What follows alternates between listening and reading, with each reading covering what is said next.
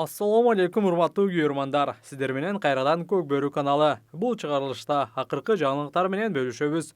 Көчмөндөр оюндарында мыкты ойногон оюнчуларга кийим Арашан Кочкор берди. Ноябрда Кыргызстан-Казакстан реванш оюну болобу. Кыргызстанда Көк Бөрү ойноп белгилүү болгон Мээржан Матжан кийинки жылы Таластын командасында ойнойбу. Алдыда ушул жана башка суроолорго жооп беребиз. Андыктан видеону аягына чейин көрүп, лайк коюуну унутпаңыздар. Астанадагы Көк Бөрү белдешинин финалында өзүн мыкты көрсөткөн жекеме-жекедеги улакчы Эржан Тургунбаевка буга чейин калыс болуп келген Карим Ажы белек убада кылган. Подарка bir Araşan kozu братчика. Лично менде. Bir Araşan kozu менде подарка. Лучший игрок. Биз 3,5 миллионго жеттик. Биз бардык жердебиз. Күн сайын болгон аракетибизди жумшап келебиз. Жашооңуздарды ыңгайлуу кылыш үчүн, жаңы мүмкүнчүлүктөрдү жаратыш үчүн, мыкты болуш үчүн, сиздерге кубаныч тартуулаш үчүн. Биз бирге өсүп өнүгүүдөбүз. Ар дайым чогубуз. Сиздердин О.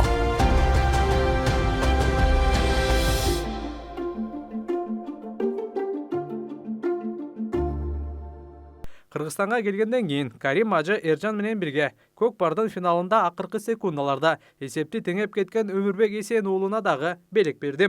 Бүгүн 15-сентябрь биздин хозяйствода конок Эржан палван, Өмүрбек палван, инилерим бүгүн менде конокто. Мына ушул инилериме Кочкор Абишайдет менен абдушу жүрөктөн подарка кылып атам инилериме. Эч качан жер карабагыла дайым мен кыргыздын жигитимин, кыргыздын палванымын деп ушул ат жалында менген атыңар күлүп болсун, кармаганыңар кыргыздын желеги болсун. Буга чейин Кыргызстан Көк Бөрү Федерациясынын жетекчиси Рамис Жунусариев Казакстанды конокко чакырган. Саламатсыздар урматтуу мекендештер. Биз Көк Бөрү Федерациясы бүгүн расмий кат Көкпар Федерациясына жөнөттүк. 1 ноябрда биз Ысыкөл жергесинде Чолпон Атада ушул көчмөндөр оюндарда финалдык беттеште ойногон Көк Бөрү командасын Көкпар командасына чакыруу жөнөттүк. Биз ойлойбуз ушу Көкпар Федерациясы туура кабыл алат да командасы менен келип, бул жактан биз жакшы ынтымак оюнун, жакшы мындай биримдик турнирин өткөрөбүз деген чоң үмүттөбүз.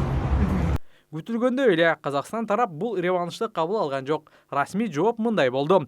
Реванш оюн кылууга негиз жок. Эгер биз макул болсок, анда көчмөндөр оюндарында шек келтирген болобуз. Эгер биз оюнга чыга турган болсок, өз жеңишибизге көө жапкан болобуз дешти. Демек Казакстан татыктуу жеңдик деп кубанып турган учур. Эми 2026-жылы жолугабыз дейт. Буга сиздер кандай ойлойсуздар? Комментарий жазыңыздар. Казакстандык кулакчы Мээржан Матжандын Көк Бөрү көрөрмандары жакшы билет.